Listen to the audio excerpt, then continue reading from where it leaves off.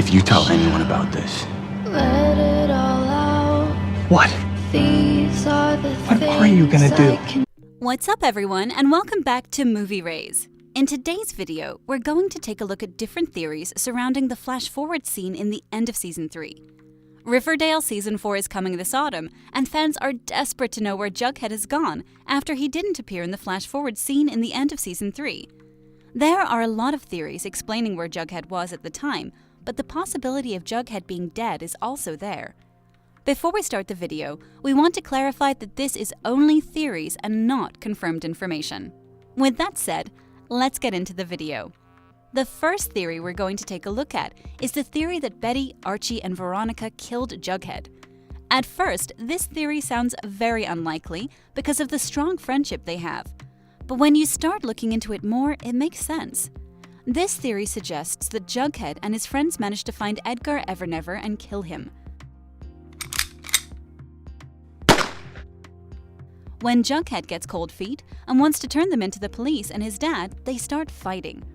Archie takes the lead since he's the one who most likely delivered the fatal blow that killed Edgar and therefore will be most responsible for his death.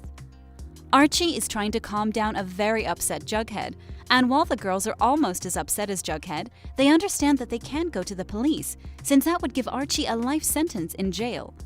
When Jughead doesn't listen to Archie's advice to calm down and to not go to the police, Jughead tries to walk away, but Archie pushes him back in order to prevent him from leaving. The push didn't just keep him back, however, since it also made Jughead trip and hit his head against a rock, killing him. This leaves them with both Edgar's and Jughead's bodies to get rid of, and they decide that the best way to do so is by burning them together with all their clothes, since they're covered in blood which could connect them to the crime scene. The last thing to burn is Jughead's iconic beanie, and Archie hesitates before throwing it into the fire. They then promise each other to never talk about what happened ever again. After burning all evidence against them, they all head home, carrying their new secret. The following day, F.P. Jones, Jughead's dad, pays everyone a visit, asking if they know where Jughead is, since he never showed up the night before. F.P. isn't that worried and probably thinks that Jughead is hanging around somewhere, and he will show up in 1 or 2 days. But after day pass by, he gets increasingly worried that something could have happened to Jughead. He, together with the law enforcement, search everywhere for Jughead, and the amount of volunteers to search for Jughead is many. Amongst the volunteers is also our group of killers, Betty, Veronica, and Archie. In order to not look guilty, they attend the search for Jughead, and they volunteer to search the area where they burned Jughead's body so that no one else could find it.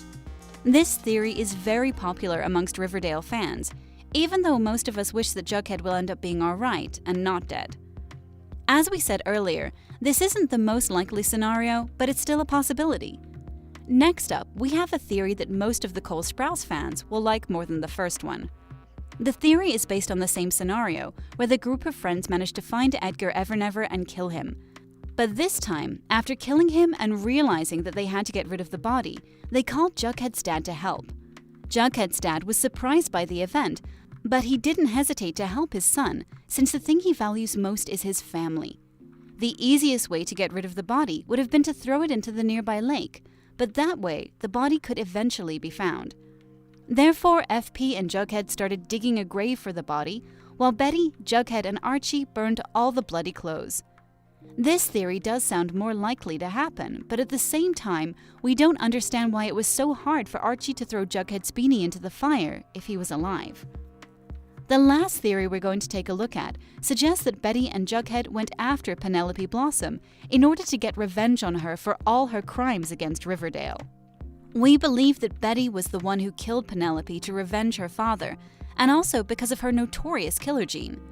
Jughead, being a supportive boyfriend and also wanting revenge, agrees to help her track down Penelope, and then leaves the killing for Betty.